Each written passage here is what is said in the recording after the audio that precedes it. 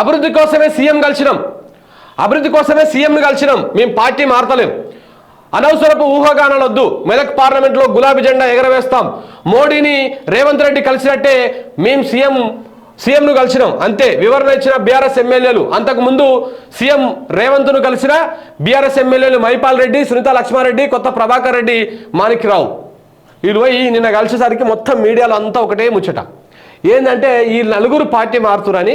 మళ్ళీ నలుగురు కూడా ఎవరో కాదు చూడరు, మొత్తం మెదకోళ్ళే. ఇగో మొత్తం మెదక్ సంబంధించిన వాళ్ళే ఉన్నారు ఎక్కువ.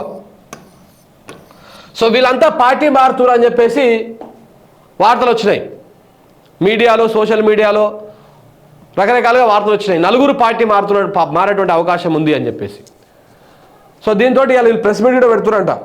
ఎన్ని గంటలకు? 11 గంటలకు ప్రెస్ మీట్ కూడా పెడుతురంట. అభివృద్ధి కోసము ప్రోటోకాల్ కోసమే కలిసి అని చెప్పుకుంటున్నారు కానీ అది ఎందుకో నమ్మశక్యంగా అనిపిస్తలేదు చూస్తేందుకు.